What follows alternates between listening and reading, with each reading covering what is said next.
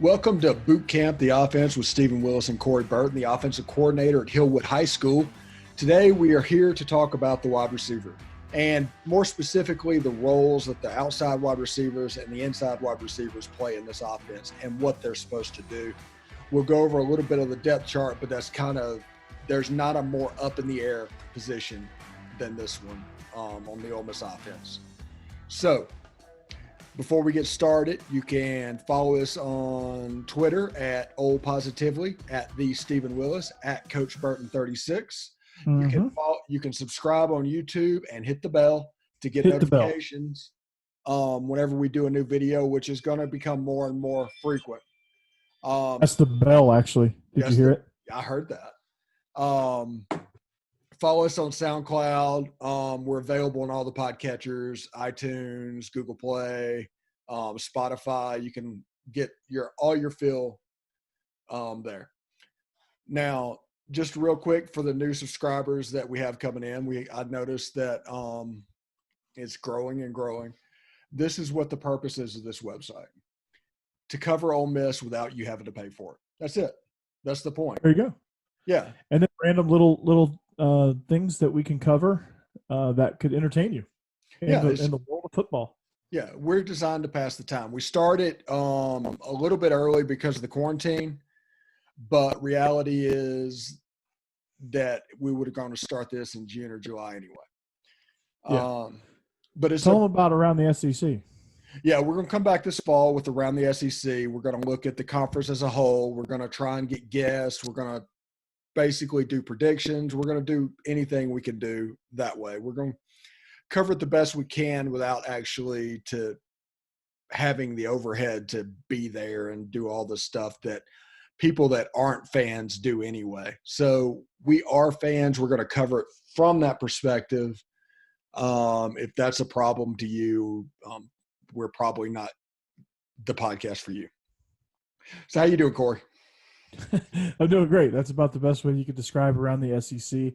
It's a fan's perspective into the Southeastern Conference and the non-expert view of our conference from the coach's perspective and from Steve, your perspective, which has been somebody that's been in sports media and actually been in the Ole Miss program under Ed Orgeron, so you can give us great insight on Coach O, and we'll go from there. But, Steve, we got a lot of good episodes coming up on the channel, a lot of preview stuff, so tell them about that, and let's get rolling. All right. Let's go ahead and jump on in. The depth chart looks like it's going to be on the outside at one receiver, another. You have Braylon Sanders and Dontario Drummond. On the other side, you have Jonathan Mingo and probably Miles Battle, though, that all can change. This is in flux. This could be anybody's game. The only thing that's for sure is at slot, you probably are going to see Elijah Moore because he's the best player at the receiving position. Backing him up, I suspect you'll see Dennis Jackson. That's kind of the long and short of it. At tight end, Kenny Yeboah, who and possibly if John Rain transfers in, which I think he could. I haven't seen one way or another that he hasn't. If he has gone somewhere else, let me know in the comments below. I'm trying to make this as plain as possible. Nobody knows about this position. Yeah, I mean, it's a very inconsistent group, Steve.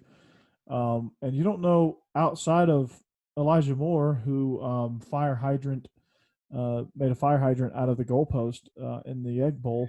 You don't really know what you're going to get out of this group. I mean, you had a group that was largely beat up, largely underproduced, underwhelmed, and it's going to be a challenge. Like you had Braylon Sanders, who got off to a really good start, and then he kind of just fizzled down the stretch. We don't know what we're going to get out of Miles Battle, DeMarcus Gregory. We don't know what we're going to get out of Jonathan Mingo. You just don't know. And you don't know how this offense is going to be affected by not knowing. But I imagine that since the philosophy that Lane Kiffin brings in that we keep harping on is ball control, control the line of scrimmage, that he's going to use a lot of his wide receivers. And you have to think, Steve, Jerrion Ealy is going to be heavily involved in the pass game, whether out of empty sets or screens, to kind of offset the inconsistencies that this wide receiver room brings. Yeah, and I suspect you'll see a bunch of those arrow screens to Kenny Yeboah. Mm-hmm. It's real simple throws and stuff that is easily executable, but it's very important to do it. And it doesn't really involve the outside receivers who are – now, what I'm about to say sounds like I'm being derogatory, but I'm not. But you basically have big, strong guys that are blockers and possession receivers on the outside. Am I wrong? No, you're not wrong at all. I mean, you don't really, in that wide receiver group, Elijah Moore maybe, but you don't really have a guy that you can say, like when you had AJ Brown or when you had Dante Moncrief, that those when you had those type of receivers coming through the brief time that y'all had Van Jefferson before he transferred to Florida. I mean, you just have big play guys that can, if you're in a pinch, you just get the ball to them and they make something happen. You don't have that. DK Metcalf, that guy. You don't have those type guys right now, and you're kind of in like that no man's land of recruiting. So you've got big possession guys that they could be very valuable with this scheme. Hopefully that this offensive staff realizes, hey, right now we've got big play, or we got big possession receivers. We got good blockers, so we can run the ball on the perimeter. We've got good possession guys. We can just run those window routes and just have them catch the ball and fall down and just get us yards and control the clock. And hopefully they design stuff around that, because coming in these recruiting classes, now you're going to have your home run guys. Some guys that we're going to talk about in these upcoming episodes of Recruit Watch are very exciting. So if you can just hold on this year and do the best you can with what you got in the room, use your running backs, use your tight end, and then use those big possession guys that occasionally move the sticks, you're going to be okay. And then your home run threats come in. Yes, and the slot receiver is the home run threat in this offense. He's the speed guy. He's the touchdown maker. He does whatever you need to do in the pass game to get it. They design plays around him. And in this offense, that's going to be Elijah Moore and Dennis Jackson this year. Next year is probably going to be somebody else. So get ready for that. I can see it. I could see, to preview an upcoming episode, some guy, Braylon Brown, watching him on tape, he really, really impressed me as far as what he brings to the table. We'll get more into that in the episode, so you'll have to watch to get my overall analysis. But you should be very excited about Braylon Brown, truthfully. Yes, that's coming up. I think we're going to call it either Recruit Watch or Commitment Watch. How's that for a tease? Yes, and in those videos, we're going to go over actual commitments and break them down with my resident high school coach. He's going to tell us all we need to know about these players. It's a pretty good thing. And also, you don't have to deal with the ups and downs of recruiting, like the Rivals.com, the 247, where you're going off rumors. Is this person interested? No, these people are committed. These people are solid. We're not going to guesstimate. We might try and get an interview from another wide receiver or prospect, but we're never going to guesstimate, and we're not going to reach out to be spoon-fed information. Right. We were in that world once, Steve. Yes, that was. As you can tell from the lanyards in your background, we were in that world once. Yes, and it was fun. I mean, we could do a whole podcast off stories from our time at Rivals. Oh man, just all kind of stuff. Yeah. But, yeah, that would be another one. That would be a good fun. Like, here's a just sit back and enjoy for the next 5 minutes or 10 minutes while we discuss different stories and just chat back and forth. But that's not this episode. See what these wide receivers are doing. They're making us get off topic because they're not. They're so inconsistent. Yeah, it's really hard to do this. Yeah.